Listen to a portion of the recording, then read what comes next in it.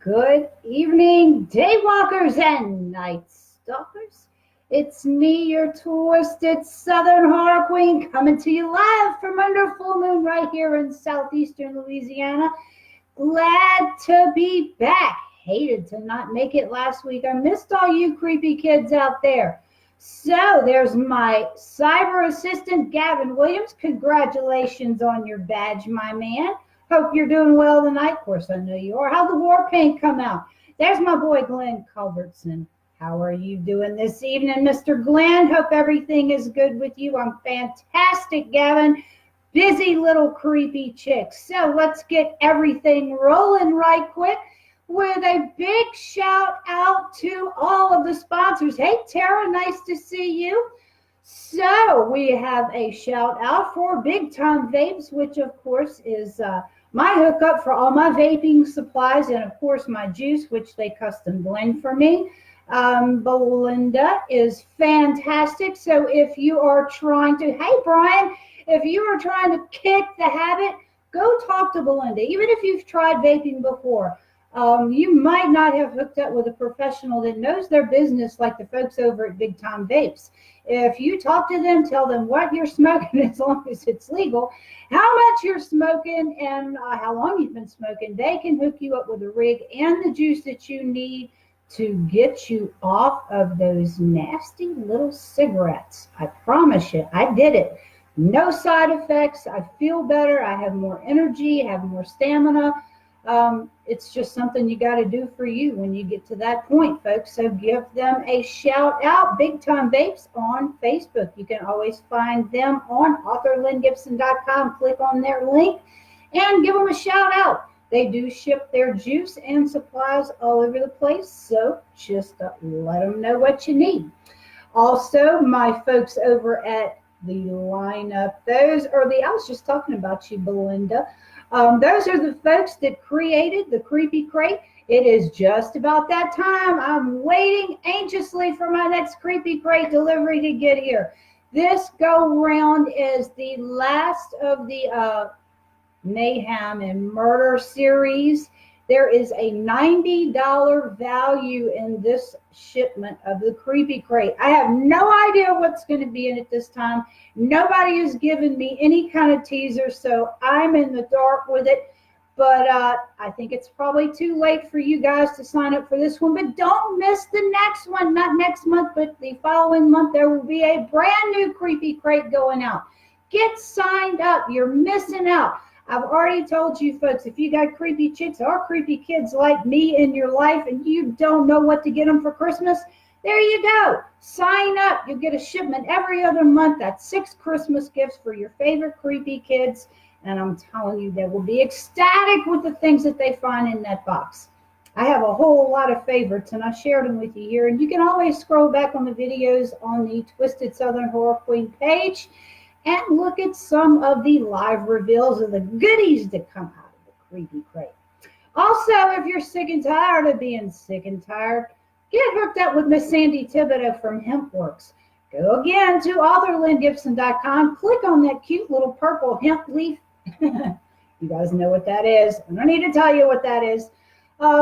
Sorry, there's no goodies in the hemp oil, but it is good for you. It is good for your skin. It is good for digestive issues. It is good for arthritis. It is good for bee stings, toothaches, you name it.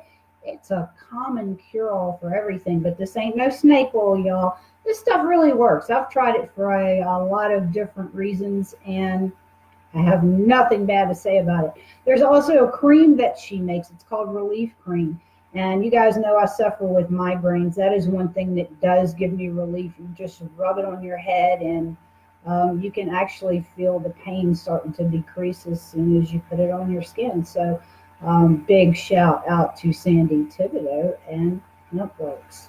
Also, you got to give Hawaiian Island Shine a try. If you like your ride to look fine, nothing's going to clean it up like Hawaiian Island Shine. I'm constantly singing their praises because I do use this product on my own vehicle. I have thrown away all of my other car detailing stuff, and I only use Hawaiian Island Shine.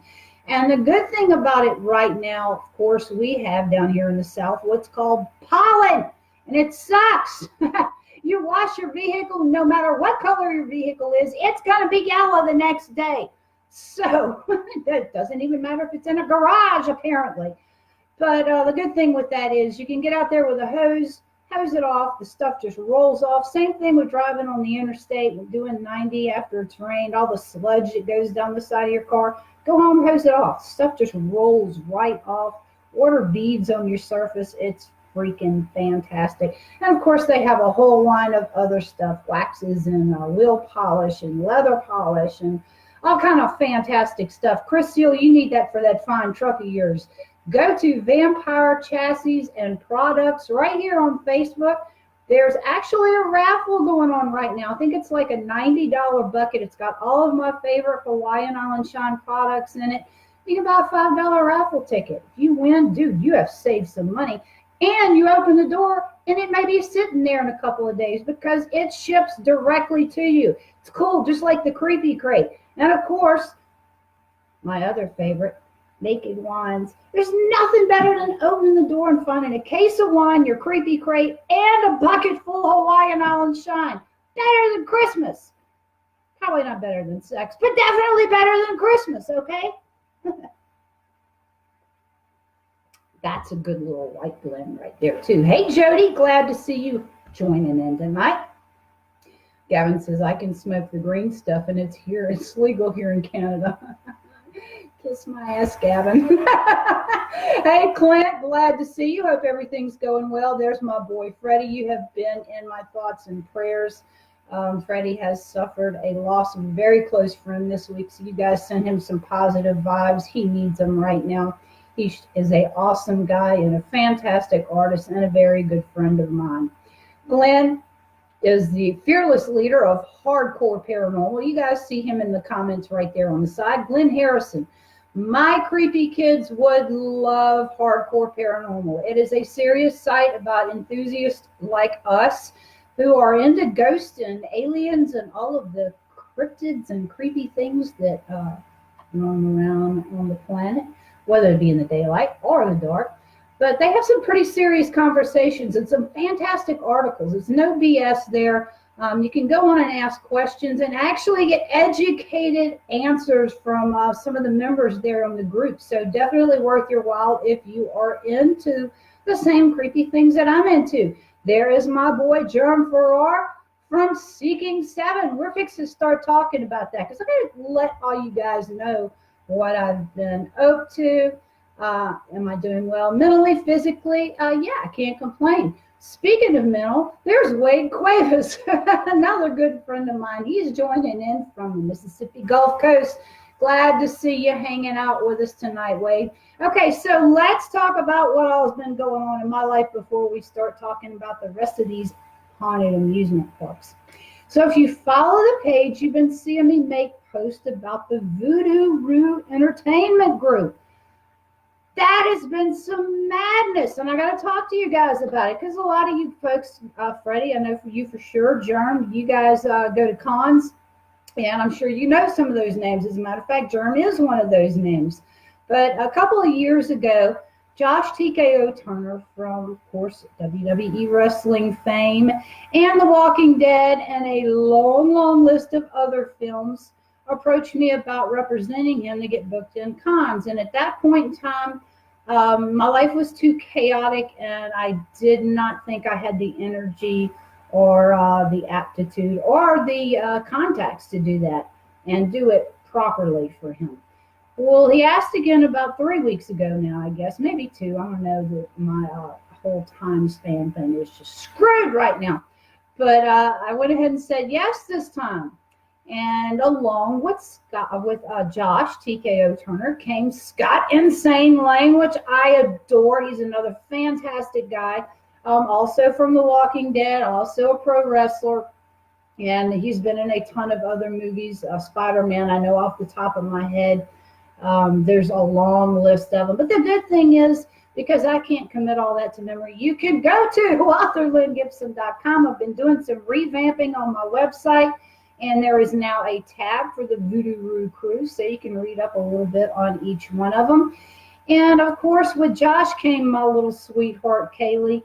Kaylee's got a longer list of film and television credits than Josh and Scott put together. That's a busy little girl, and she's absolutely stunning. I'm so proud of how beautiful the beautiful young girl she's grown into.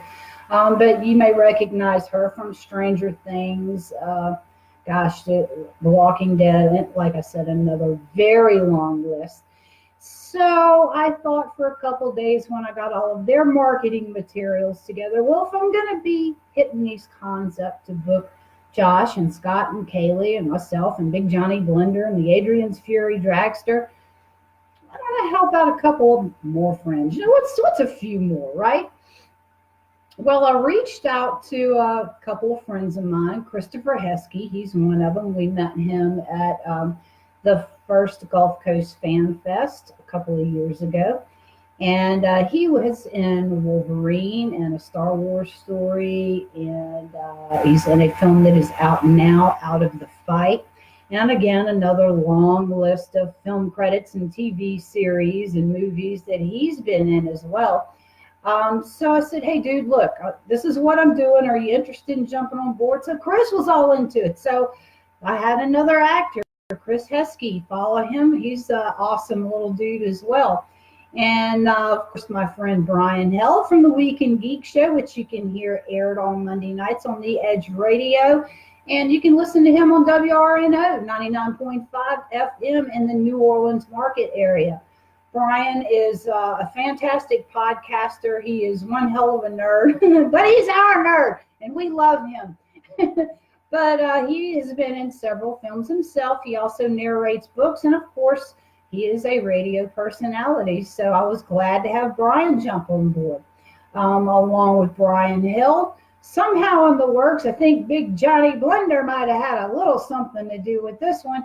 But we also picked up Larry Dixon, which is the 3-time Top Fuel World Champion for the NHRA racket.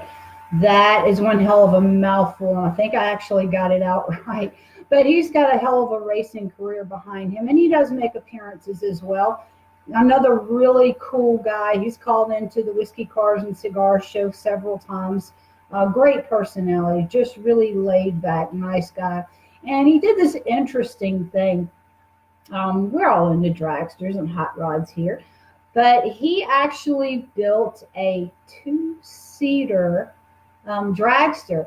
So you can hook up with Larry, and he will actually put you in the back seat or back cockpit of this dragster and take you for a ride on a track, which is incredible. So add that to your bucket list, y'all, because that's craziness right there. And as far as I know, that is the only one there is on the planet that belongs to our Larry Dixon.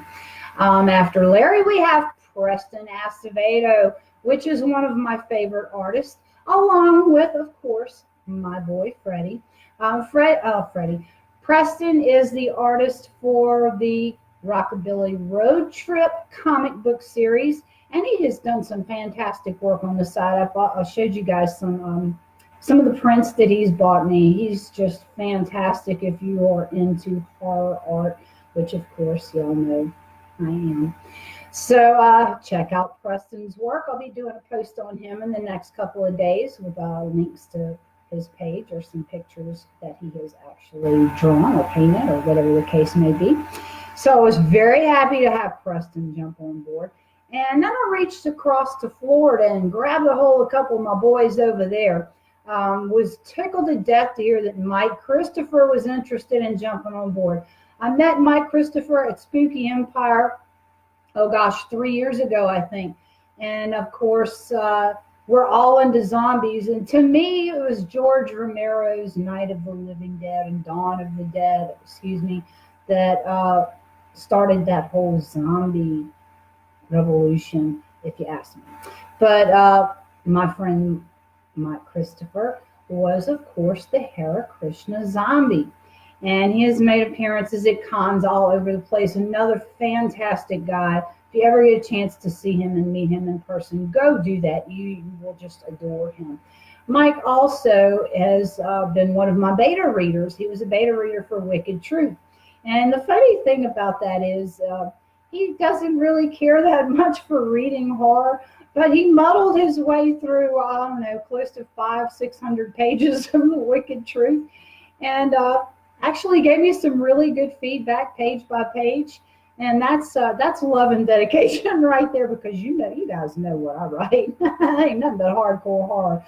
And my poor boy Mike went all the way through that book for me and gave me some fantastic critique and all that kind of good stuff. So I was able to get him. And then I reached out to Mitch Hyman, which is the creator of Bubba the Redneck Werewolf, which is a comic book series as well as a film now. Get your asses over to Walmart, because you can buy Bubba the Redneck Werewolf on DVD at Wally World. Yeah, the wild madness that goes on in Walmart, you might as well have a redneck werewolf, right? Well, Mitch is a fantastic guy. I met him also at Spooky Empire about 5 years ago.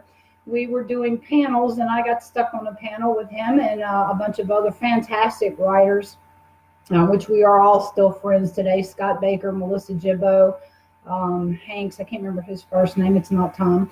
But anyway, Mitch had this thing where he came out at the beginning of a panel. I was wondering why the room was packed, because it was crazy packed. Well, he comes out with this pinata, beats the hell out of it, and instead of candy falls out all these little mini liquor bottles. The crowd went apeshit. Even the authors were up there grabbing, except for me, because I had my big plastic tumbler full of margarita. It was 10 o'clock, and we were at Spooky Empire. I'm from New Orleans market. I carry my own.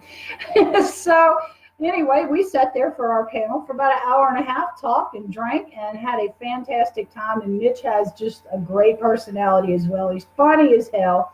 And he has a new film that'll be coming out as well. And I believe they're actually filming the sequel to Bubba the Redneck Werewolf right now. So he's a very busy guy. In Pensacola this year at Pensacon, I met up with the Kilted Creature and have never, ever been so impressed in my entire life. The Kilted Creature was under the big top with me and Big Johnny Blender, and of course the Adrian's Fury Dragster, as well as the Ghostbusters ride. So we just had a moonshine-filled party out there in what they called Poseidon's Bay, which is fantastic. And we made some more members of our little con family out there. And of course, the Kilted Creature was one of them. Now, I have to admit, I'd never heard of him, never seen him before.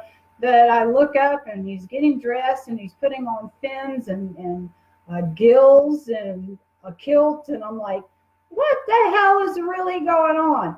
And he grabs his little wagon, and he's got it stacked full of amplifiers and a guitar and a set of electric bagpipes. And I'm like, oh, get the moonshine out. This is fixing to be something else. Well, it really was something else. I was astounded. The Kilted Creature took the stage and jammed for like an hour. Led Zeppelin, Prince, you name it. Oh my God, he was fantastic. He went back and forth from the electric bagpipes, which just were incredible, and to his guitar. And he is a fantastic musician. I was just floored by him. And I was ecstatic when he reached out to me and said, I am interested in what you're doing with Voodoo Roo. So, of course, we brought him in as well. And he's not the only musician we have in the house, because we also have Kill Jay in the house. And if y'all have listened to the Edge Radio US, you have heard some of Kill Jay's music. They are fantastic, heavy metal, heavy rock, whatever you want to call it. Great, great music. And a friend of ours, Germ, which was on the CD that we have playing on the Edge Radio, is now a member of Seeking Seven, which we met Robbie Ross at Real Pop Culture's 100th episode celebration in Amory, Mississippi last year. And Robbie was sitting out there just kind of plucking on his guitar and singing on the sidewalk, and he was incredible. So we listened to some of their music, and Seeking Seven is also being played on the Edge Radio, and they are also members of the Voodoo Roo crew. So I've got a freaking awesome crew. And then all of a sudden, I get this call from Bill Gibson, who was the owner of Christine. And he's like, look, I know what you're doing, and I got somebody in mind. I want to talk to her dad, and then I'm going to call you back and let you know what's going on. I'm like, her dad, oh, this is probably not going to be good for me. So he calls, and Mr. Brannon calls me a few days later, and we're talking about his daughter, Chalet. So I looked at Chalet's IMDb page and was astounded at the films that she's been in. But more recently, Chalet was Princess Tiger Lily from the new Peter Pan film. She's just wrapped up filming Vengeance, Friday the 13th Vengeance. She's got a very big role in that film, and I know a spoiler, but I'm not going to tell. Y'all just going to have to go to the theater and see it. I'm going to have to go to the theater and see it. It's freaking incredible. She was also just nominated for an Oscar for her performance in Tinker, which is on Netflix right now. And the producer of Tinker is a very good friend of mine named Tom Bramiana, which I've known for several years from the real estate world. So I gave Tom a call when I talked to Chalet's dad and said, dude, our paths are crossing again on a whole different plane. This is fate. Something's going on here. You need to read my books. You need to make a film about one of my books. Something, I don't know. But he gave me rave reviews on, of course, Mr. Russell Brannon and Chalet. Chalet has won 13 different awards for her acting. She has also just finished filming with Bill Moseley on the set of Crepitus, which she also has a very large role. And she's also, I think they're wrapped up filming now. I think they're editing right now. Harvest Moon, where she played opposite of Robert Englund. You guys know who he was. That's Freddy from Nightmare on Elm Street. So this young lady, who is not quite 14 years old yet, has an incredible acting career under her belt, and she is just precious. But beyond that, she is a miracle. Chalet was diagnosed with stage 4 cancer at the age of 10. And her doctor told her parents that if she did not start undergoing chemotherapy within the next 48 hours, she would be gone. So Chalet has not ever forgotten that, and she works with the Make-A-Wish Foundation. She's one of their. She's actually in 2 separate roles of their ambassadors, and she works with other organizations, and she actually has her own leukemia foundation. So she has not forgotten, and she's giving back to other people who are suffering with the same thing. So just a fantastic young lady. So y'all get out there, give my folks some support, go see their films, listen to their music, tell your friends about them, share the Voodoo Roo page, request their presence at cons, and help us to get them a little bit more exposure. That's what I'm working on doing, but I can always use some help mentally, physically, and spiritually. All right, let's see who else chime in before we go any further. If I can get my cursor back on the screen. Gavin said there are people still buy it from dealers here too. Gavin's still on his weed. Dara, and nice to see you this evening. Glad you're joining us. Ryan, Laura, you're also in the house. Big Johnny Blender is stalking me from downstairs. He's got the link up there if you want to get in on that Hawaiian Island Shine raffle deal. Brandon Vale is in the house. David Childers. I don't know how I skipped over you, but David is also a member of the Voodoo Roo crew. He has a very long list of films, TV series that he has been in, mostly TV series. If there is a channel that has a ghost hunting show on it, David's been there, done that. David just got back from New York, where he was filming with the Travel Channel. What is it, June the 8th? Because I don't have it written down in front of me, and I'm old. He will be on the Travel Channel, I know, at 8 Central, 9 Eastern Time for an investigation they just did titled Haunted Hospitals. So you guys give David some love. And he also has a series of the Mississippi Parachasers, which you can pick up all of the DVDs. There are some crazy investigations that they have done there, and they're very professional. You've got to watch David's wife, Jamie, in action as well. She's as sensitive like I am, and people like us, things are drawn to us, so we see things and feel things maybe a little bit before the other people do, or maybe before the camera even catches it. But tune into those. I don't know, can you stream those online, David, or do you have to buy the DVDs? If you have to buy the DVDs, buy them. Request David's presence at a con near you, and that way you can take those to him and have him autograph them for you. Sounds like a plan, right? How the hell you like that marketing? That was just off the cuff too, David. That was awesome. Hey, Kane, nice to see you. Kane is from New Zealand. Awesome. You guys have some fantastic vampire legends and some really cool haunted history over there as well. So you didn't think I knew that, huh? They don't call me the Southern Horror Queen for nothing. Cody is in the house. Let me guess, your cohort will be here in about 20 minutes, right? Mike Carter, where are you? It's 7:30. He'll be rolling in here in about another 10 or 15 minutes. Gavin, Cody said, hey, Stephen, Bev, Martin, glad to see you guys in the house. Support me tonight. I need all the support I can get. And who else? David said, great talent. Yes, I am very blessed with my group, and I'm working very, very hard. Probably just under 200 cons queried in the last 2 weeks. And just to give you a little update, a lot of interest in most of my folks.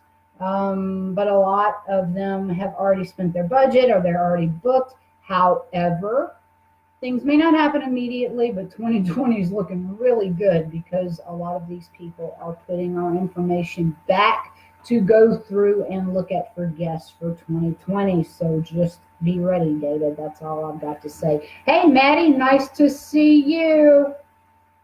Maddie says some people shouldn't be allowed live cam. I guess that would probably be me, but guess what? I live in America. No offense, Gavin. Gavin's from Canada, y'all. So apparently I've already offended somebody tonight. I'm on a roll. It's early. I'm not even halfway through the show and I've offended somebody. That's freaking awesome. Hey, Maddie, just don't send me a bag with holy water and a crucifix in it. I've already got one. I don't need another set. So anyway, we are taking off where we left off with amusement parks, haunted amusement parks to be specific. And we talked about one that was really big last week and had a whole lot of different ghosts. And there's another one, and this one's in Ohio. It's called Kings Island. And this sucker opened up in 1972 when it was actually owned by King's Powder Company. So King's Powder had lived underneath this really bad shadow for about 80 years because something happened in one of their warehouses. And shit blew up. And it killed about 100 of their employees. That was back in 1890. So there's always that. And I guess in order for them to climb out from under that black cloud that they created, no pun intended, they decided to open an amusement park. So, of course, there are ghosts in this amusement park. And some of those ghosts include one that is known as Racer Boy, which was a young boy that's dressed in a white suit, and they see him on the tracks there.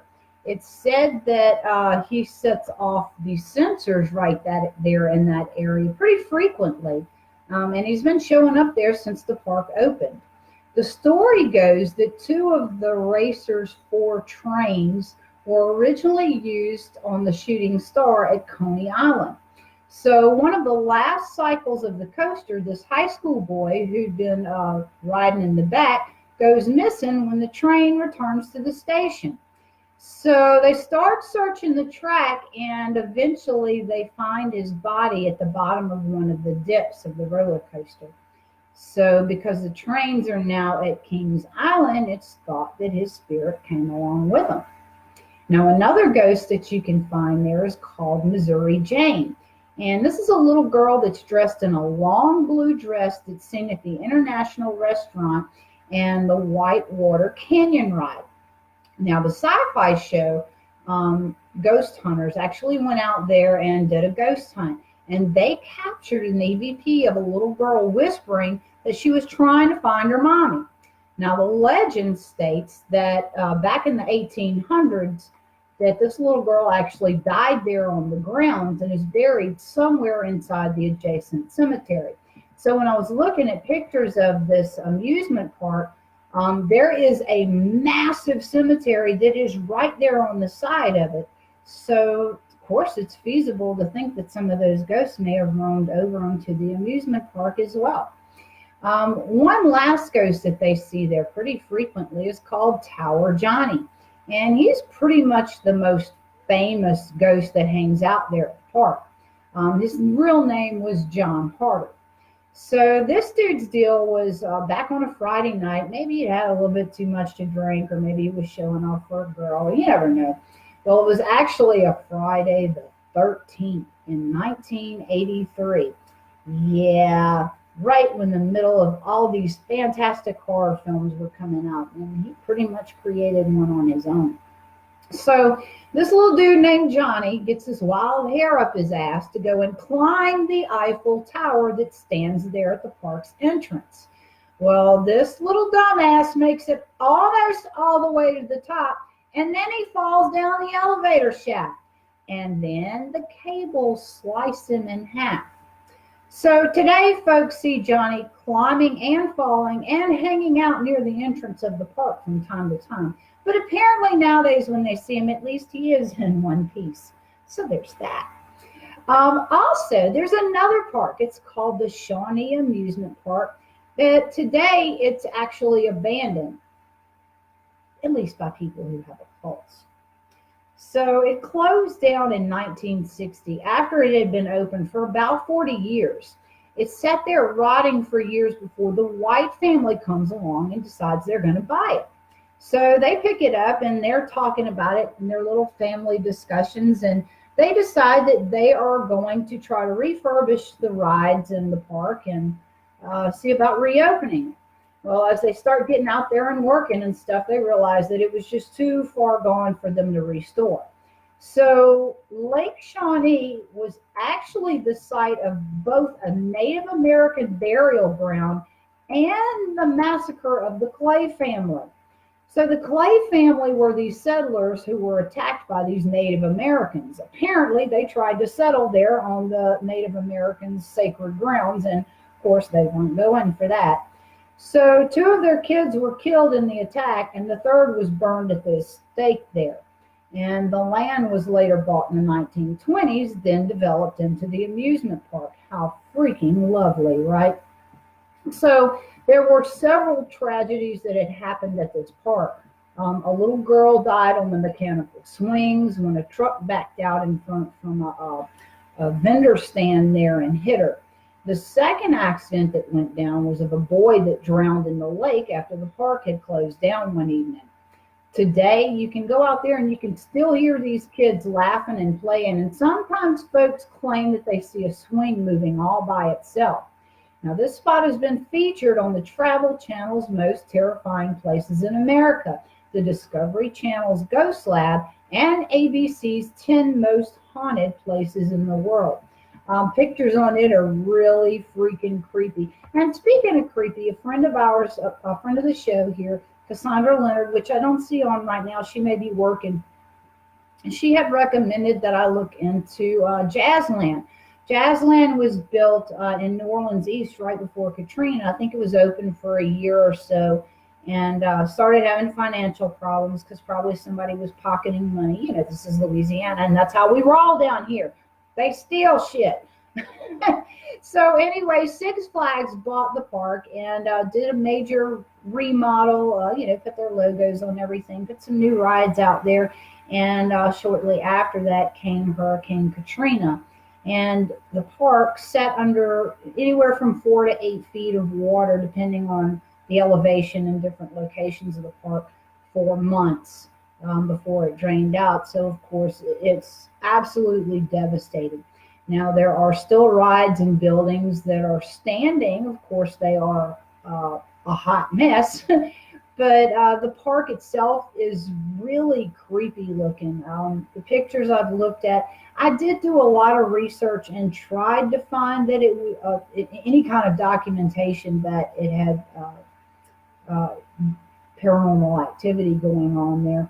There were a few suggestions that was going on, but it could easily be debunked. I could see David Childers going out there with the Mississippi Paranormal Research Institute and debunking all of the claims that I read about, metal clanging and the sounds of voices. Well, this property is not far from the bayou, so of course you've got um, seagulls and all kinds of water birds that are out there squeaking and squawking, and very much does sound like human voices chattering when you can hear them in the distance. So I'm not exactly buying into the fact that this park is haunted. As far as I know, there were no accidents there while it was open and functioning. As far as I know, the grounds there had no historical relevance. So something to me traumatic would have had to have happened at this park. But as far as it looking haunted and being creepy as hell, oh yeah, it's a 9 out of 10 on that. But the unfortunate thing is you can't go into the park. It is, of course, posted. There is security out there, so don't try it, y'all. But if you go onto Google, or I think it's actually a YouTube video, somebody took a drone and flew over the entire park so you could check it out and look at the buildings and the devastation that Katrina left behind there. And it is really a creepy video. So check that out if you got, I don't know, I think it's about a 12-minute video. I kind of skipped and scanned through it, but it did kind of creep me out. It'd be a hell of a place to film something, that's for sure. Okay, so next up, one that I do know is haunted is called Summer Adventure in Dallas, Texas.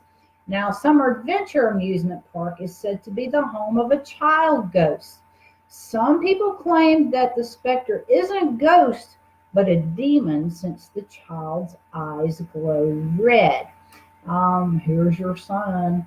That made me think of something, and I'll talk about that in a minute. Anyway, this little girl's spirit is seen dressed in wet clothes and appears near a Lego attraction and near the giant sand castles there. Now, rumor has it that the little girl was on a family vacation and she wanted to go to Summer Adventures, but family decided they were going to go to a nearby lake instead. I guess Dad was too tight to spend money on the tickets.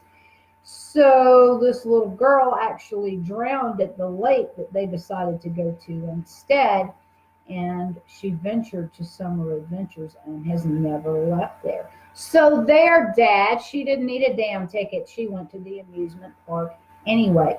Now, where my mind flashed when we were talking about the child's eyes glowing red, I don't know, it's a very famous photo, but one of the I don't know, I guess the most awe-striking photos of a ghost or whatever you want to call it is, of course, the Amityville boy that Lorraine and Ed Warren caught on film. If you haven't seen that, Google that. It is incredible. And also Google a family picture of the Lutz family, and you can see that it is that child. It is that, not the youngest, but the next to the youngest child, little boy. That one picture sends chills up my spine still today. And I've seen hundreds of thousands of ghost pictures, and that's the one that gets me every time. So Google that if you haven't seen it. There is a serious history with the Amityville house there. Even before the Amityville house was there, that ground has been blood-soaked for centuries. You guys ever want me to recap that? I've done some pretty extensive research on it. Just give me a holler and let me know. I never know if somebody's tired of hearing about a certain place or not. So if y'all wore out on the Amityville legend, let me know. If you'd like to hear it again, let me know that too, because I definitely have saved the material on that. Okay. So next up is Fun Trackers in Corpus Christi, and it's got something to offer the entire family. despite diverse interests. One of their best features there is an obstacle rope course. That's not my idea of fun. But anyway, you can spend hours on racing your family members back and forth on this rope course. Just be sure to get out of the park around 10 minutes before closing. Former employees there have reported that there's these misty, shapeless apparitions that are seen there in the park that wander around by the concession stand. They're trying to beat the clock. They're hungry. They want to get their hamburgers and their hot dogs before the park closes. Anyway, when one approaches one of these masses, he said that he suffered from these strange hallucinations for nearly 3 days after his encounter with them. He was not the only one that made reports of these misty figures that hang out by the concession stands. And it seems like any of the park's employees that have ever tried to get anywhere near them on purpose have come down with strange ailments, aches, nausea, just all kind of weird pains and discombobulations. So whatever these misty figures are, they're hungry and they're angry. Somebody should give them the Snickers. Then in Houston, Texas, there's this joint called Funplex, and it's considered to be one of the best amusement parks in the entire state of Texas. Now, it's a massive park with everything from indoor arcades and bowling. It even has an indoor Ferris wheel, believe it or not. But don't say you aren't warned. There's a chance that you may get stuck in a haunted seat if you get on this Ferris wheel. Rumor has it that this dude committed suicide by throwing himself off of that Ferris wheel. And nowadays, his spirit haunts the seat that he jumped from. He's known to scream and yell at folks, trying to get them to jump too. And at one time, this medium went there and tried to channel his spirit just to put him at rest, to give him some peace. But unfortunately, he refused to budge from the Ferris wheel. So, David, if you're ever in the Houston area, there'd be a good place for you guys to go for a ride and take all of your equipment with you. Because I'm certain that that sucker would be drawn to Jamie, whether she liked it or not. Also, the Mag Daddy of them all. If we're going to talk about amusement parks, we definitely have to talk about Disneyland in Anaheim, California. Now, of course, everybody knows that Disney's Imagineers used real human bones to construct the scallywag skeletons when the attraction first opened in 1967. That's right, back then in 1967, there were twisted individuals walking the planet as well. Hallelujah. So anyway, they're saying that they used the real bones because the fake ones looked, well, fake. So the Imagineers procured real ones from UCLA's medical school. And eventually they were replaced with phony bones, I guess, once FX got started and people could actually make fake bones look real. However, many people believe that the skull and crossbones that are embedded in the headboard of the ride's beginning are still the real deal. What you may not know is that Disney employees have said for years that people regularly scatter the ashes of their loved ones on the Pirates of the Caribbean attraction and in other places there around the park. The Haunted Mansion is one of the most popular spots for this. And in 2007, this chick was seen pouring a powdery substance into the waters there at the Pirates ride in Disneyland, but security could not find her afterwards. In October, it wasn't cocaine.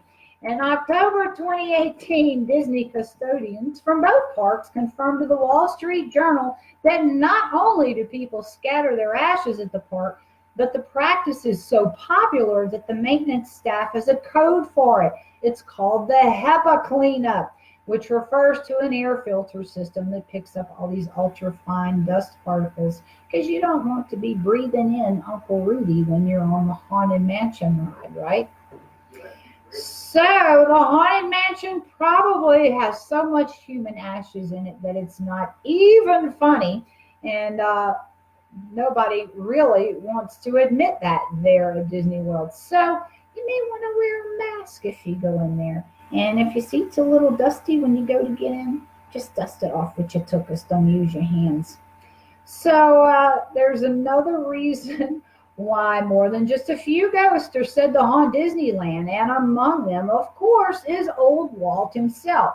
Now, back in the day when Walt was hanging out there at Disneyland, when he had a pulse, he stayed on the Main Street fire station. He actually had a little apartment there right above the Main Street fire station. And they kept a light on in the window to let the employees know that he was there. So after his death, somebody went up there and turned the lamp off. Well, one day this employee goes up there and was cleaning up his quarters, probably dusting it because grandma's ashes got in there. Anyway, she finds that the lamp was on. So she turned it off again and walks off to go dust some more or vacuum or whatever. And when she turns around, she comes back and sees that it's on again. So she turned it off 2 more times that day. And every time she turned around, of course, the light was back on. So the last time that she turned the light off and goes to walk away, she swears that she hears this voice say, "I am still here." Needless to say, that lamp stays on these days. Now, there was a chick from the OC Register that went and recently interviewed a cast member who works inside the Haunted Mansion there. And this cast member said that the employees that work in the Haunted Mansion know that the place is inhabited by more than the Disney created 999 haunts. She said that female employees talk about ghosts that untie the ribbons in their hair, and props are said to move from one side of the room to the other. There are also behind the scenes rooms in the Haunted Mansion that are so creepy the employees refuse to go inside, period. Besides the Haunted Mansion, there's frequently seen a specter there at what they call Space Mountain. And they call this dude Mr. One Way. He's described as a big dude with red hair and a red face. Now, the legend says that he sits in the seat next to single riders, and then he disappears by the end of the ride. He has also been spotted in the cast member locker room. Then there's the monorail runner. In June of 1966, a teenager tried to sneak into Disneyland for grad night by climbing a fence and crossing the monorail track. When he was spotted by a security guard, he hauls ass, right? Well, he wasn't fast enough because he got struck and killed by the monorail train. And it is said that today the ghost of this teenager can still be seen at night running alongside the train. Deborah Stone was hired as a ride operator 2 weeks after the Carousel of Progress became an American Sings attraction in 1974. Now, unfortunately, the 18-year-old employee was killed when she became trapped between the attraction's rotating stages. Following her death, cast members have said that they hear Stone reminding them to be careful. There's also another ghost there called the Matterhorn ghost. And in 1984, this chick named Dolly Young was killed when she was thrown from the bobsled. Ever since then, the cast members that work there, they walk the tracks, and when the ride shuts down at night, they say that they can hear her. And they call that section of the tracks where Dolly died, Dolly's Dip. Then there's another little ghost that hangs out there. He's called the Crying Boy, and he hangs out at the exit of a haunted mansion. The story goes that the boy's mother spread her son's ashes in the haunted mansion without Disneyland's permission. Legend has it that his ghost also appears in the Pirates of the Caribbean ride. Now, Crying Boy isn't there alone. There's another ghost that hangs out there in the mansion alongside him. It's a man with a cane. Back in the 1940s, a small plane crashed there in Anaheim, and the pilot is now, for some reason, hanging out in the Haunted Mansion. According to Seek's Ghost.blogspot, a cast member recently saw the man with a cane at the loading dock where the guests poured onto the dune buggies. Now, there's another ghost there, of course, called The Woman in White. Everybody's got a woman in white ghost, right? Now, this chick's a ghost that's dressed in a 19th century gown, and she's been spotted on Main Street after dark. Legend has it that she guides lost children to the Disneyland Baby Care Center where they can be reunited with their parents. That's pretty cool. Free labor. You got to love that. Now, there's another employee that unfortunately did it there on Disneyland's grounds, and her name was Debbie. They called her Disco Debbie. She died of a brain aneurysm backstage at Space Mountain, and she's still there hanging out at that ride. I guess she enjoyed her job. She's spotted there several times a week by guests and cast members. And they describe her these days as a green flying ghost. There's also a spirit in the river there. In June of 1973, two brothers stayed on Tom Sawyer's Island after the park closed, which is a no-no. Well, they tried to escape by swimming across the rivers of America. The older brother drowned. Today, he's been spotted frequently reliving his last moments before he drowned in that river. And one last ghost there. There's this ghost that prefers blondes. Back in 1967, this teenager was killed on the People Mover ride. And legend has it that his ghost hunts Tomorrowland because the People Mover closed in 1995. This ghost reportedly grabs the hair of blonde guests. That would not be cool with me, not even a little bit. All right, folks, so that's pretty much a wrap on haunted amusement parks. Remember, I do take requests if there are haunted legends or haunted places or critters that you would like to know more about. Shoot me a message here on Facebook at Southern Horror Queen. I'll be happy to look into that for you. I think next week we're talking about angry female ghosts. So that should be an interesting little show, right? Let's see who else has chimed in before we get out of the house. Let's see, Maddie is still mad. She's made two little angry faces. That's so cute. That's almost like being home. I bet Maddie's from Independence, Louisiana. Ronnie and Lori said, "Oh, hell, I've got underwear older than you." I wouldn't broadcast that, Ronnie. I know that wasn't Lori that said that. That had to be Ronnie. Tara says, "You're freaking awesome. It's been a while since I've seen you. Got some downtime." That's awesome, Tara. Glad you joined in this evening. Susie, there's my girl. She's getting ready for vacay. I'm so chilly, Susie. Gavin says, "I never have seen the show on Travel Channel." There is a post that I just put up on David, I think, and it's got a whole lot of different logos around his picture. Gavin, check into those because those are all channels that have ghost shows on, and I think they actually have the names of the shows. A lot of killer stuff right there. Things are good. How is everything with you? He's talking to Susie. I love that when my kids talk and play well together. That's freaking awesome. Hey, Robbie, we were talking about you guys earlier in the show. I was sure to tell everybody how freaking awesome you guys in Sinking 7 are. If y'all are anywhere near the Jackson, Mississippi area, get on over to Cowboys Saloon. What is it, the 6th? Check on the page. Check on the Voodoo Roo Entertainment page, as well as my personal page. There is a flyer up there for those guys. They will be performing live. Don't miss that if you are anywhere in the area. Thank you, Freddie, for hanging out with me. Love you guys. Always, if you need a little bit more creepy in your life before next Tuesday, head on over to authorlynnGibson.com where you can find my books, my blogs, links to the Edge Radio. Download that free Android app or stream live because there's some badass rock and roll going on the Edge Radio. And check out all of my talent at Voodoo Roo Entertainment. I'm so very proud of each and every one of them and so very honored to be representing them. All right, folks, y'all have a killer week, and I will see you back here next week. Same bat place, same bat channel, same bat time, same bat girl. All right, creepy kisses to all you guys. Have a awesome week.